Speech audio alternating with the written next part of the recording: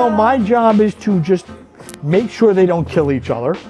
You know? It is heavily raining right now in New York City. I'm back at my old pool hall, Amsterdam, where I'm about to interview John Leyman. This is pretty exciting because he's one of those faces in pool that everybody knows, and they may not know his name. Let's go inside. So, this is a man that needs no introduction. Anyone who's involved in the pool world would know of him. May not know his name. This is John Leyman, world pool professional referee, world-renowned. Would you briefly talk about that story that you told me about the last time, about how you became a referee? Well, you know, back in the 90s, the late 80s actually, I was working at an arts center in New Jersey. And they kind of, like all arts centers, ran out of money. I was acting at the time, but I really hadn't picked up too much work yet. Still fledgling type of things. And I started working part-time at Castle Billiards in East Rutherford, New Jersey. I'm familiar. Kind of a Richard Sacco owned it at that time.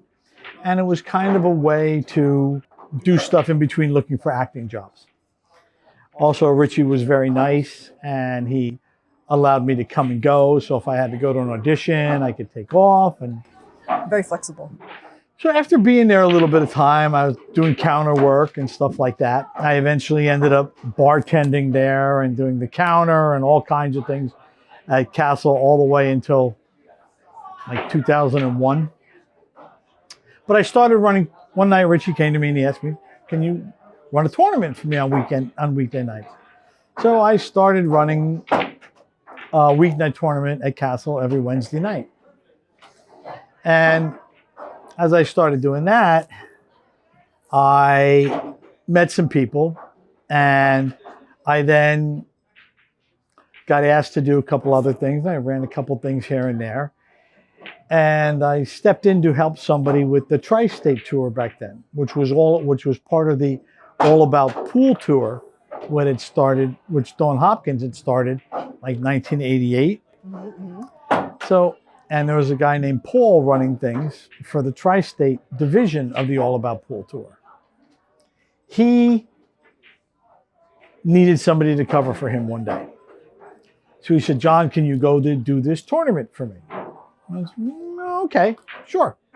So I went and did the tournament for him. Went well. I thought it was a one-off thing, and went back to Castle for my Wednesday nights and went looking for acting work, which was starting to really pick up at the time. Yeah. Like 2 weeks later, I get a call from the owner of Clifton Billiards at that time, who said, "Can you come over?" And I was like, "What do you mean, can I come over?" She's like, "I got like 50 people here for a tri-state." I says, "Okay, well, they told me, some of the players told me you ran the one 2 weeks ago." I said, "Yeah, I did, but I just helped." And I said, "Why?" He says, "Well, because Paul's not here. He didn't show up. I have 50 people here and nobody to run the event." And I was like, "Well, you know," I'm like, she's like, "I got everybody here. I got a chart. I just need to do the work." Yeah. So I was like, you know, I only live in Carlstadt, so I only live like 15 minutes away.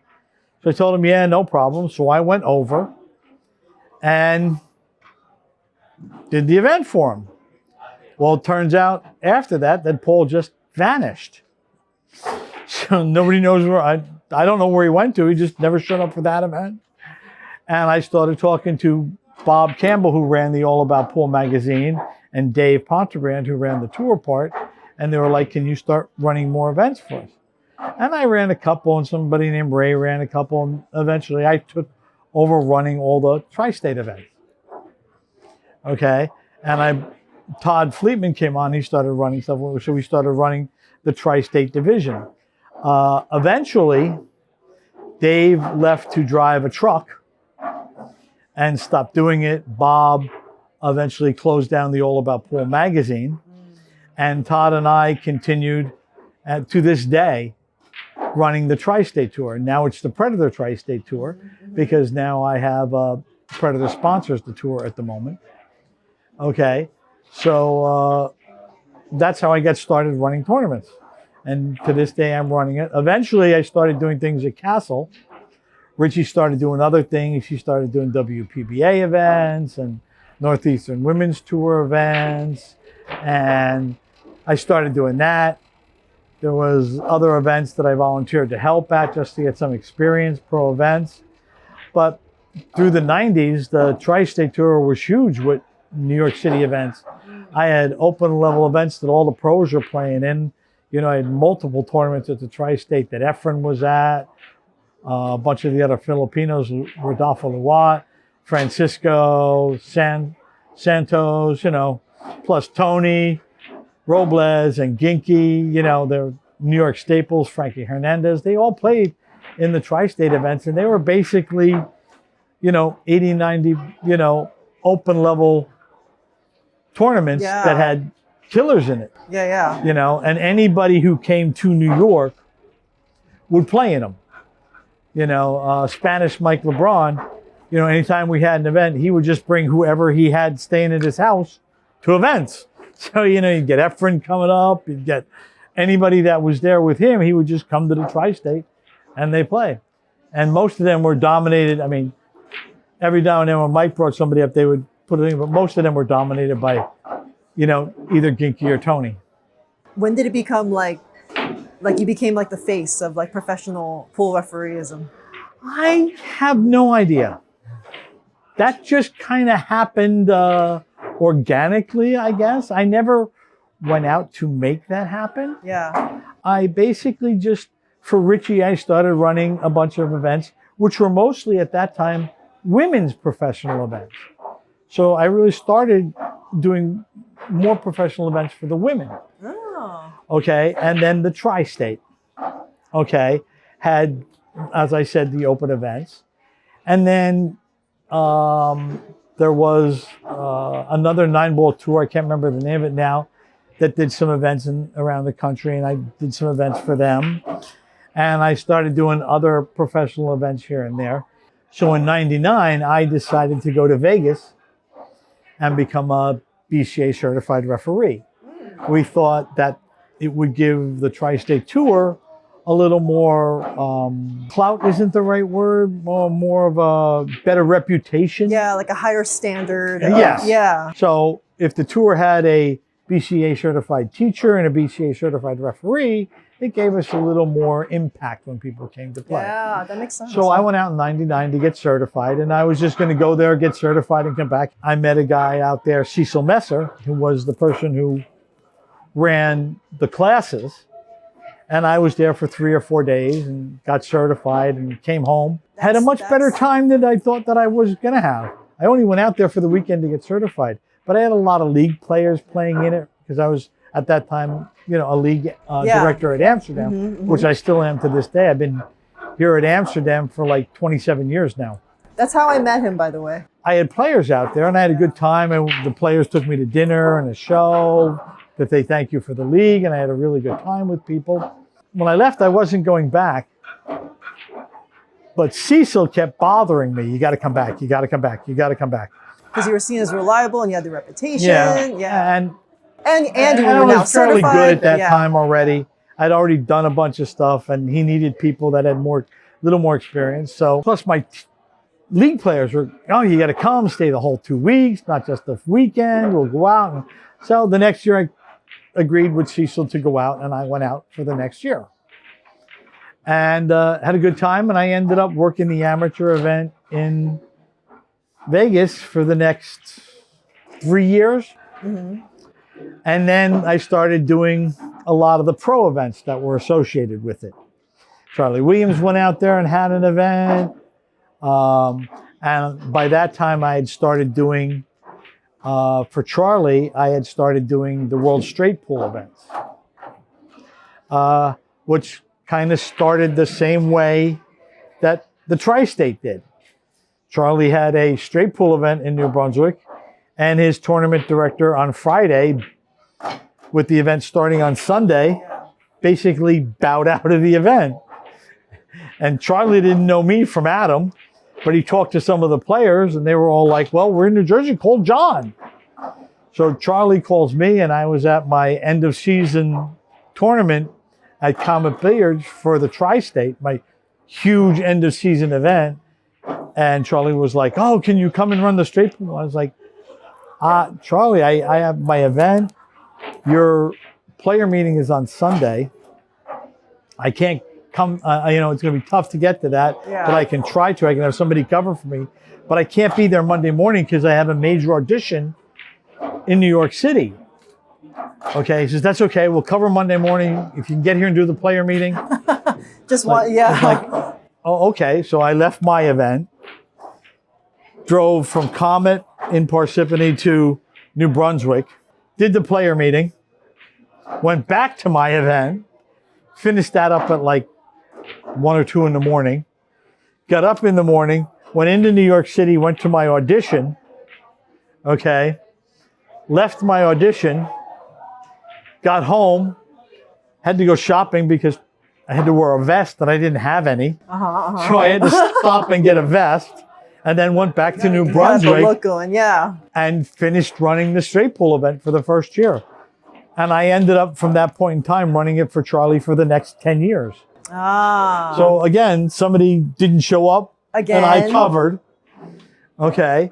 And I ran that for 10 years. That's when you got really cemented as the... Yeah, well, at the same time, I had started doing a lot of the U.S. Opens and other events in Vegas that were associated with the Vegas event.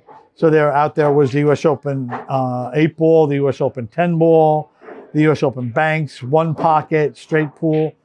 The Straight Pool was out here for a little while, then back in Vegas. And I did all those events for years that were in association with the BCA event out there.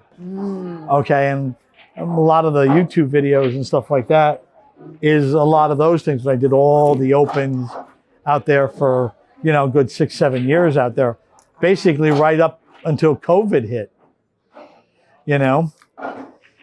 But you were known before then.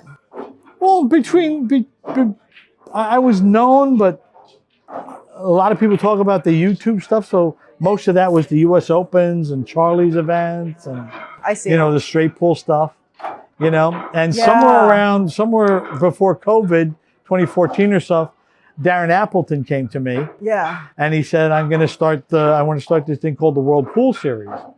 And he was like, can you help me set up the rules? So he set up the rules, and he had a really intricate shootout that he had an idea for that we used there, which worked out really well. And I helped him with the World Pool Series through that. So I did all of those events. And I didn't know Darren was responsible for that. Yeah. And I had done a bunch of other events here and there. Yeah. I kind of gained a reputation, Yeah, I see that. And your certification, that covers all pool billiard sports? Yeah. Oh. Well, that time was 9-ball, but now I know them all. And I would never attempt to go and do carom or snooker because I just feel I know what the rules are and I know it, but I got to leave that to other people that really know them. Yeah. I'd be a rookie out there and I don't want to, I see. Plus, there's a lot of people out there that do it already and there's no need for me to step on anybody's toes. And stuff I see what you mean. So you kind of, by the way, did you guys ever find out what happened to Paul? No idea. He just dropped off the face of the planet. Hey, never to return again. He's just kind of went off on his own way, and I never pursued it, and I never heard about him again. So I don't know. There's probably somebody out there that knows what happened to him or where he went to. So this kind of just kind of happened to you. And it kind of just kept happening. It's like the first thing, was like Richie at Castle. Can you do something for me? I was like, okay. And then Paul not showing up. Can you help? And then, can you take it over? Okay.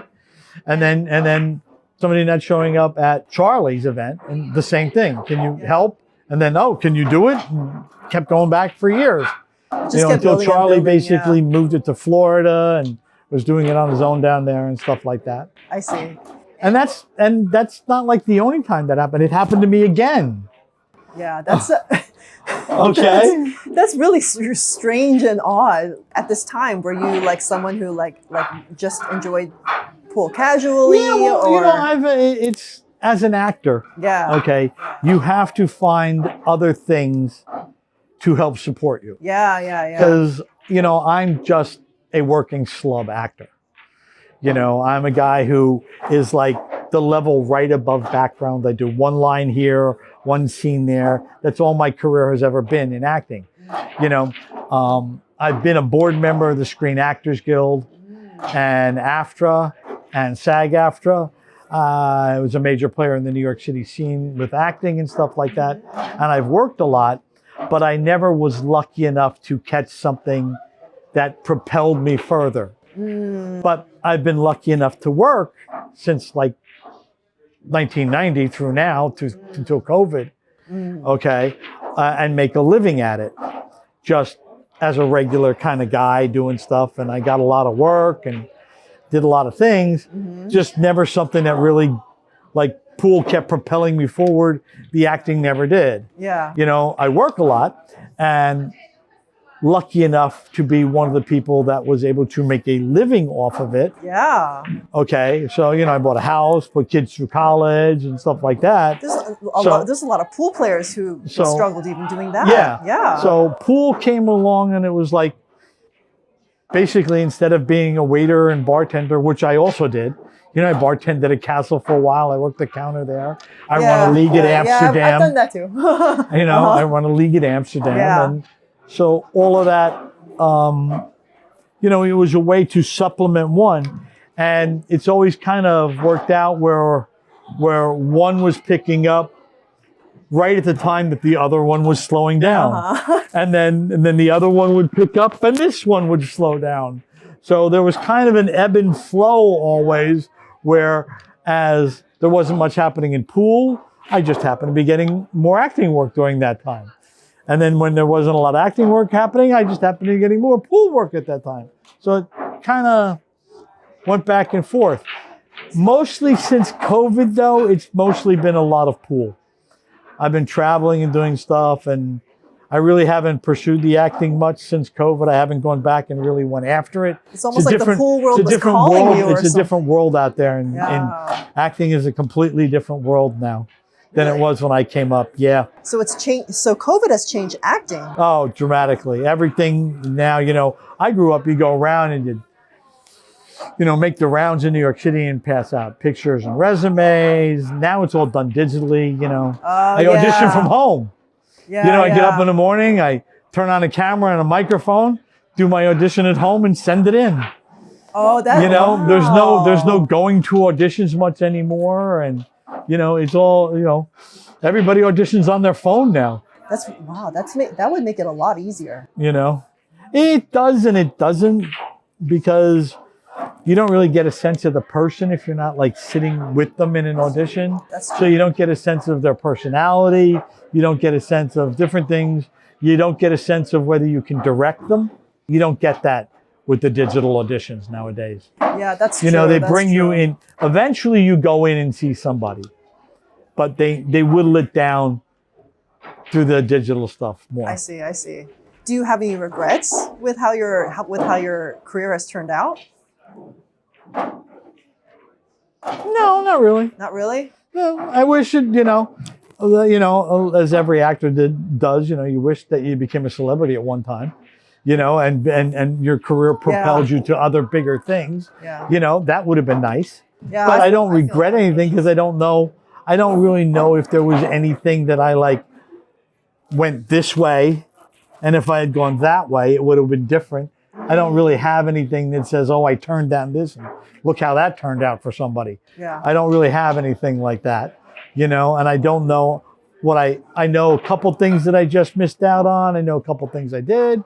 It's all over the place. Yeah. Pool kind of just keeps moving forward for me in different ways. And like I said, I kind of got it through other people not showing up.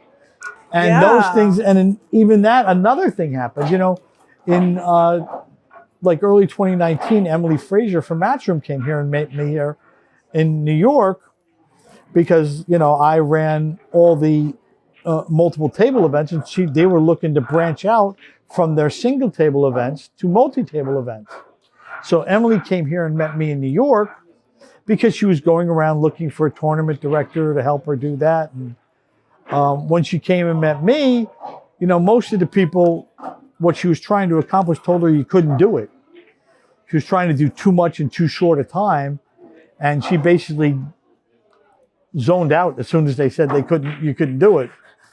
You know, she didn't want to hear that. She wanted to make it happen. I came here and she said, you're the only person that said you can't do it. And I said, well, do you want to do it? We'll do it. So she hired me to help with the first US Open when they took that over from the Bermans, you know, when they bought that from the Barry Berman's family. Okay, and they took that over and they went and did it in Vegas. I helped them create that and get it all going. You know, now they've used what they've learned, and they've learned more since me, obviously. And now they do a bunch of the big opens, the multi-table events. Okay, but even that, I helped them with that, and we got done with the US Open. And I figured, well, I'll see you next year at the Open, maybe. And she's like, yeah, maybe at the Moscone Cup, we'll see. Like, okay. And she left. And then in June, I'm on vacation with my family at Wildwood in New Jersey. And on Sunday, my daughter has to come up for work, and I have to come up for work. And I get a call. I get a text message from Emily, call me ASAP. And I'm on the Parkway driving my daughter up because we both had to come to work. And she was going to stay up and continue working. I was going to go back because the vacation didn't end until like Wednesday. Yeah. And she's like, oh, you want to call? I said, no, I'll call her when we get home. And, you know, and we drove home, and basically on the other end of the ride up the Parkway, when I was just about to get off, I get another text from Emily, call me ASAP 911. I'm like, what is this? She's like, oh, you want to call us? I was like, we're 15 minutes from the house. I don't want to talk to her while I'm in the car right now. I'll call her when I get home. Yeah. So I get home, and I pick up the phone, and I call Emily, and I was like, can you come to England? And I'm like, okay, what are you doing the next week? And I'm like, well, what do you mean the next week? I mean, like this week. And I'm like, well, I have a big event next weekend. Again, my end of season TriState is the following weekend. Did somebody bail out again? Is that what happened? So yeah. So, and I'm like, what? She's like, well, somebody had a death in the family and they can't come. They told me on Friday, so they can't come. Yeah. Okay.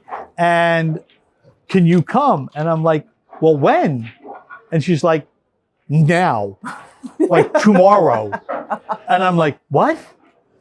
And I'm like, well, let me see what I can do. I went home and I says, I'll try and figure out whether I can or I cannot. Okay. And I talked to the people who do the TriState with me, Rick and Todd and Dan at that time. And I said, listen, they want me to come to England next weekend, but we have this big event. Can you guys handle it without me? You know, and I had all the money in the bank account by me and all the prizes with me. And they were like, yeah, we can do it. So I had to then crunch and get everything prepared on Monday morning, go to the bank, get all the money, get all the envelopes, get all the prizes, put it in one big box or two big boxes. And just prepare it for them, yeah. And Rick came by and picked it up to take it down. And I figured that all out. And I went to bed on Sunday night now at about 2:30 in the morning. And I sent a text saying, okay, I can do this, you know. And I got up at 8:30 Monday morning, 6 hours later, went to check my email, and Matchroom had already sent me a plane ticket. So at 8:30 in the morning, I already had a plane ticket for 5 o'clock that afternoon to go to England. So I scrambled around all morning. Oh my gosh. Prepared everything, put it in the boxes, got my clothes ready, and I flew to England at 5 o'clock on Monday that day. And they flew me to Dublin first, and I got a connecting flight to Northern England. I got off the connecting flight in Northern England. They came walking out, and there was a driver waiting there for me. Baller. We were heading to Leicester to go where the event was, and there was a huge accident on their highway. So he had to take me all through the back roads to get to Leicester. So I got like this back road tour of England, my first time in England. So the driver drives through all these these back roads to get me to Leicester because Matchroom and them were like, you got to get him here ASAP. Yeah. And I thought the event was starting on Wednesday. Okay. So I get to the hotel in Leicester and I check in, I go up to my room and I put my stuff in, I take a shower and I call Emily and say, okay, I'm at the hotel. What do you want me to do? So you got to come to the venue. Now this is like 11 o'clock in the morning. I've been traveling since 5 o'clock the night before, went overnight. Now it's 11 o'clock in the morning. Did you even get any sleep on that plane? Oh yeah, I got a little sleep on the plane. I can always sleep on the plane. It's impossible to sleep on this one. Okay. But not a lot, but I got some. I went downstairs. There was a driver waiting for me. Got in the car, went over to the arena in Leicester, and I met Viv, who was the other ref, and saw Emily, and was like, "Oh, you're here! Thank you for coming." You know, she was very nice, and like, "Oh, thank you for coming." Okay, and says, "Okay," and okay, what do we got to do? And Viv was like, "Okay," and they showed me the arena and the table. And I says, "Oh, Viv, did you set the table up?" No. I waited for you. We got to set the table up. I was like, "Okay." So we got they had lasers there for me and got the pencils up. We set the table all up and got ready to play. And I thought, I'd have the rest of the day and I'd get some sleep. And, and Emily was like standing off to the side. Well, I mean, like, no, they were working on the table. And I was like, okay. And Emily was like, you done? She's like, yeah. And she's like, and I was like, why? She's like, we have to open the doors. I was like, what? Oh yeah, we have to open the doors. The first match is at 1. Oh my God. And I was like, wait a minute, 1 today? She's like, yeah. It's like, oh, okay. So we went up and Viv was like, you do the first match. I want to see what you do. Because Viv hadn't done it before. She hadn't worked with Matchroom before either. She had helped a little bit with some stuff prior to that, but she wanted, so I went in. So I went on the floor like at 1 o'clock in the afternoon to ref my first match for the World Cup of Pool in Leicester. Like, not even 24 hours after I flew out. No, like 18 hours after I flew out of New Jersey. Okay. And I'm on the floor now, and it's the World Cup of Pool, which is Scott's doubles. Yeah. Now I know how the rules for Scott's doubles, but I didn't know. I'd never watched a World Pool Cup match really to pay attention to. I'd seen some highlights and other stuff, but I really didn't pay attention for what the rules were and stuff. So I got on the floor and I did the opening thing and then, called them the thing. And we're like about the middle of the first game. And in my head, I go, I have no idea what the rules are. It's already started? And we're in the first match. No. I'm like, and I know the rules of 9-ball and I know the rules of Scott's doubles because I've done them, but I didn't actually know what the rules were of how Matchroom handled Scott's doubles in the World Cup. So I'm out there thinking in my head, I should have asked that before we started. But we get through the first match, no problem. It's straightforward. Okay. There's no problem. We get through the first match. Viv goes in for the second match. I go upstairs to the offices and I go, do you have the rules? And Emily's going like, what? You don't know? No, I know the rules of 9-ball, but are there anything particular to your rules for Scott's doubles? And she was like, do we have that? Nick prints out something for me. And I sat studying their rules for Scott's doubles and went and did the other couple matches for that day and got back to my room and passed out until the next day. Oh my gosh, what an ordeal. And went and did the World Cup of Pool the rest of the week. Yeah. Everybody did great at my event back home. They were fine. Got home and they called me for the Moscone Cup in December to do that with them. And I've been doing stuff with them ever since. That's awesome. Not as much now as I did then. It's the animal has changed a bit, and they have more refs to use now. So they use more UK-based people and European-based people for stuff right now. I see what you're saying. Well, I know. But I go to the U.S. Open next week, and are you looking forward to it? Yes, absolutely. I look forward to every event. Yeah, of course. They're all fun in different ways. Plus, I've met a lot of great people. A lot of the players A lot of the players are just really nice, really good people. Some aren't. You know, there's always the bad apple in every barrel. You know, you can't get around that. But most of them are like really nice. And I have now friends from all over the world, and I get to see them at events, which is really nice. Wow, that's really cool. So you go out the day before, and do you spend any time in? We usually arrive the day before. This one I'll be arriving the day it starts because I'm at an event in Michigan before that. So I will actually leave on the 18th to do two events in Michigan, men's and women's event in Michigan. I'll leave for that and go directly to the U.S. Open and then do that. Would this be the kind of job that you would like to do, like continuously doing for up until you croak or something? Well, I'm not a young person to begin with. You know, I'm in my 60s, and this really took off. You know, it's kind of weird to. Usually people going into their 60s are retiring. Yeah. You know, I went into my 60s and like started doing more pool events. Yeah, yeah. So it kind of took off more as I went into my 60s. Yeah, so it's kind of odd, but it's all right. But yeah, I mean, I'm enjoying it. I know a lot of people who would love to be doing like what you're doing. And I'm having a great time doing it. I can't complain about anything. You know, it's been, you know, I've managed to, and it's funny, you know, I've managed to work for competing companies at the same time, and I will never ever mix apples and oranges. So when I'm at a Predator event, I never talk about the Matchroom stuff, or if anybody asks me or starts talking about Matchroom stuff, I walk away. I don't even want to hear it. And when I'm at Matchroom stuff and they start talking about Predator stuff, same thing. I don't. You're very respectful. Don't want to deal with it. Very respectful of both places and what they want to do. And never publicly come out and say anything bad or in any way, shape, or form about them, you know. Yeah, I honestly didn't even know that you're a pro pool referee until like a few years into my when I joined the league, because well, I'm kind of a regular guy really here in Amsterdam. Yeah, everybody's gonna. I know you have a very regular guy approach. Yeah. So do people regularly recognize you, like when you're just out and about? It's funny, you know. Does this happen pretty often? Yeah. I'm basically just a pool tournament director and referee. Okay.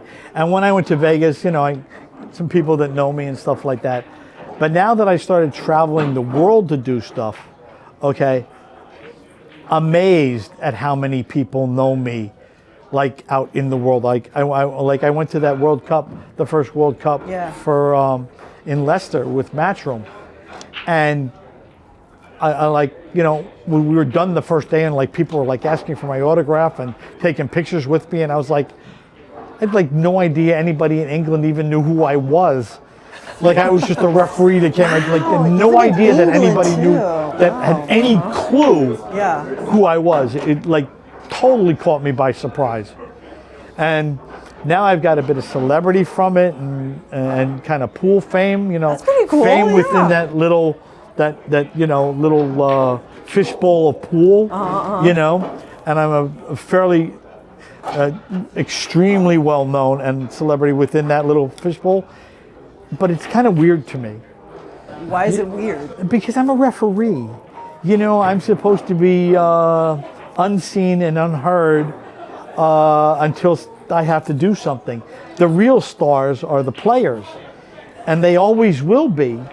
Yeah. You know, and it's kind of odd that like I'm, you know, people recognize me from all this stuff and want autographs and pictures with me, and I'm like standing next to the best players in the world, okay, and they come to me for a picture, and I'm like, no, that's Shane, take a picture with him, okay, not me, that's Jason, you know, you're supposed to be talking to them. Okay, not me. That's very humble of you, but I mean, it is. It's like they're honestly, they're the stars. The players are the stars, not me. That's true, but I mean, you're always there, you know. Yeah, I get that. I work a bit, and I've done a bunch of stuff, and you see me in a ton of YouTube videos and a ton of Matchroom events.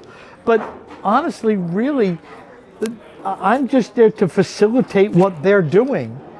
You know, my job is to just make sure they don't kill each other. You know, make sure they don't get in a huge fight over some call or something, and you know, Okay, and make sure that everything happens fairly and equitably and good for the players, and the matches move forward. There's not a lot of problem, and it's my job to step in and make sure that everything's fair and right and no problems happen. Yeah, you run your leagues the same way as well, yeah. And when they happen, to make sure that I rule fairly and evenly and unjustly, and I don't favor anybody, okay? But again, it's my job is to just keep making things move forward and get it done and get through it. The real stars are the players, and they always will be. And they don't get as much recognition as they should. We all know, yeah, this is true. This is true. Pool is an underappreciated sport in general, but players are very passionate, and you're the one that's like making sure that everything is running smoothly. There is some credit to be had for something like that too. Oh, well, thank you. It's nice of you to say that. Yeah, absolutely. And plus, you have a very you have a feature bowl cut kind of thing going on. So yeah, I keep. Not bowl cut. I'm sorry. I've been trying to cut that off for years. At home, my daughters and wife, they like, you got to get rid of that.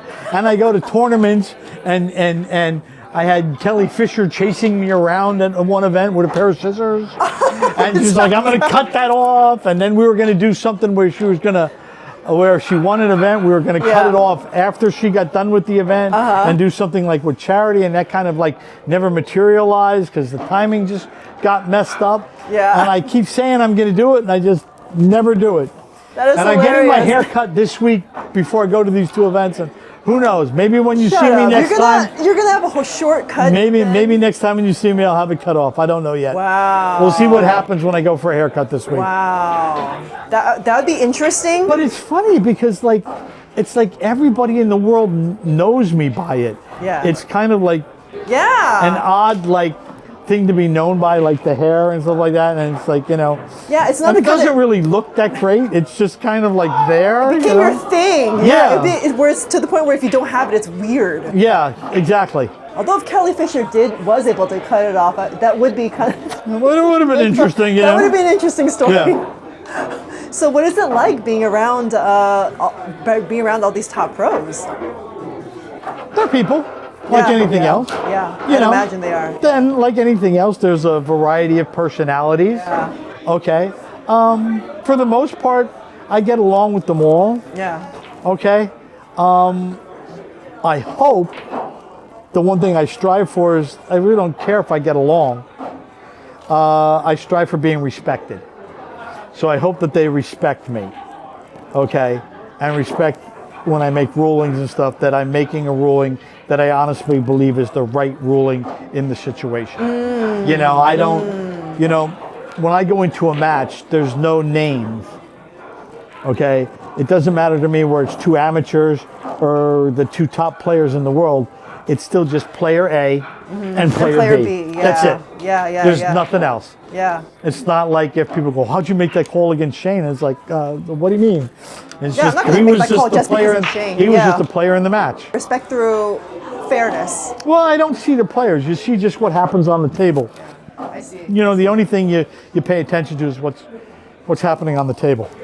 You've had a very interesting means of getting to this point. Yeah, it's been kind of odd. It's pools like the pool gods and they're pushing me here and there. It's like, hey, we need you over here. Come over here. Yeah. And there's been some things that have happened. I was like, well, that's the last event I'll be called to.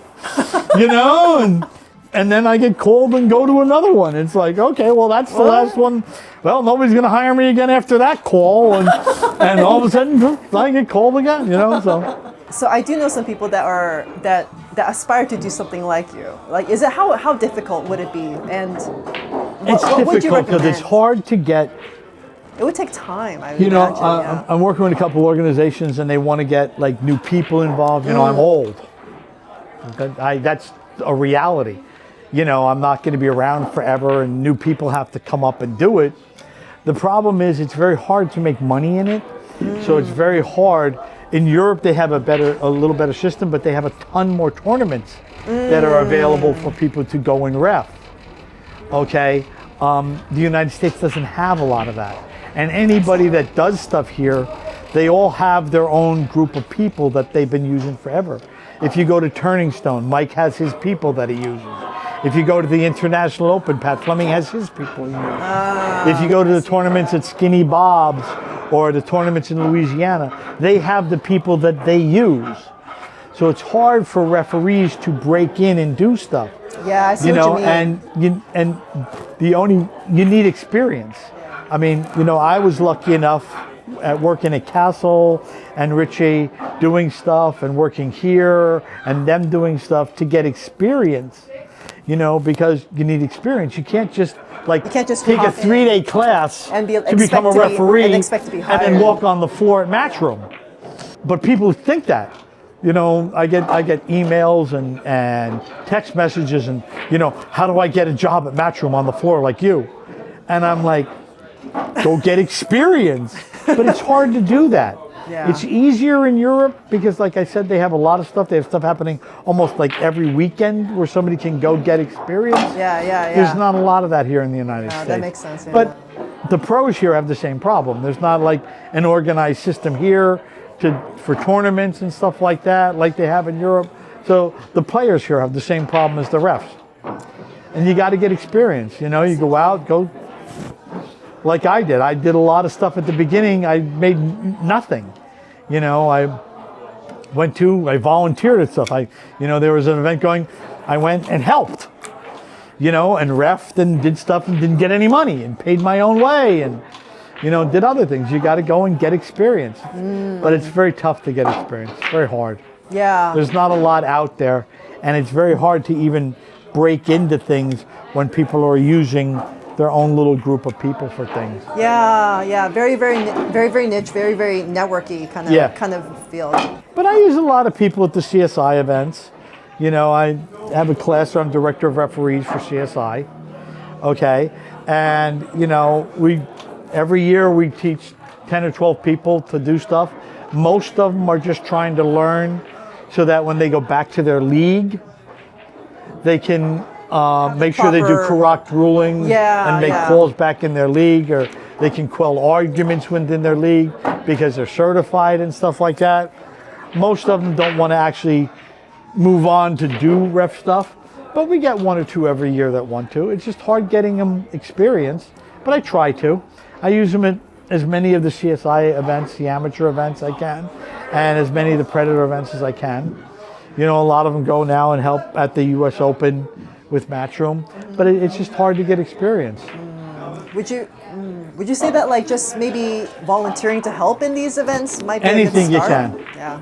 Volunteering to help, do stuff, run some stuff on your own. Yeah. There's nothing that says that if you live in Houston, you can't start running a few tournaments on your own local pool so you get experience. I know a bunch of refs that do that.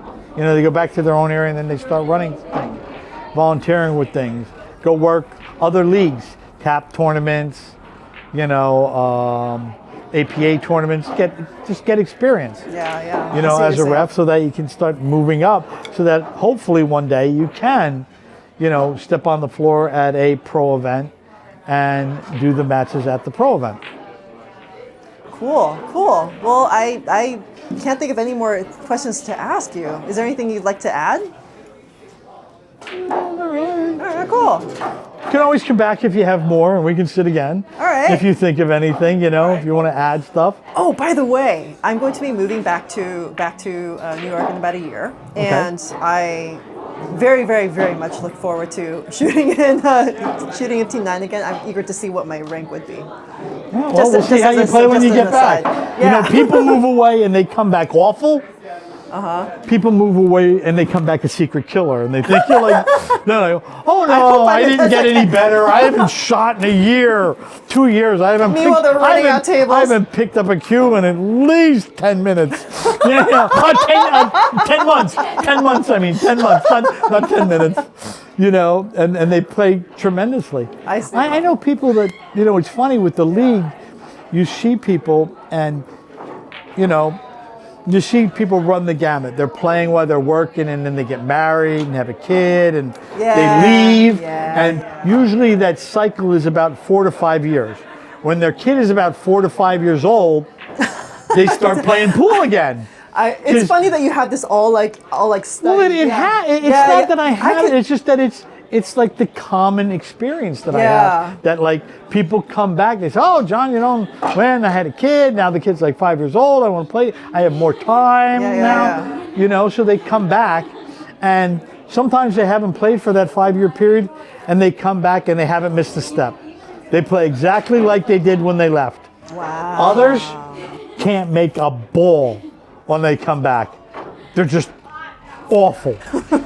And others come back and for whatever reason, they're just a little better. You know, Even though they haven't. done it, but they have knowledge and stuff, and they know what they're doing, and they come back and they're better than when they left. Maybe it's the relaxation or the turmoil of having a kid kind of calms your nerves where a pool is concerned. Drives your focus in. You know, exactly. I see. Well, I hope to be part of the second category because I've actually been trying. So. No, well, see, you went away and you're practicing and playing and doing other stuff to get better. No kids, so yeah. Yeah, but practice helps. I've had time. Playing But, helps. This is a game that you have to play constantly.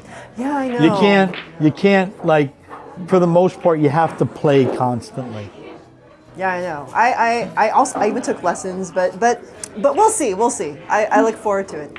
Thank you. You're very welcome, so Nancy. much, Thank Don. you. It's been a pleasure. It's been a pleasure talking to you. And as I said, if you think of anything else, just give me, while you're here, just give me a call. We'll sit down again. Thanks, I'll answer man. anything else. Absolutely. As I step on your foot, I'm so sorry. Oh, that's okay. It'll grow back. I'm actually starting to be in mourning. Look at this. This is just 35 days until this goes. The Hairwell Tour. John Leyman is going to lose that ponytail in Puerto Rico. The Hairwell Tour. Thanks to Kelly Fisher. How long have you had it? Oh, I don't know. It comes and goes. It's now probably about 8 years. 8 years, right. This is going to go in Puerto Rico. Go in Puerto Rico. The what is it called? The Hairwell Tour. See you, John.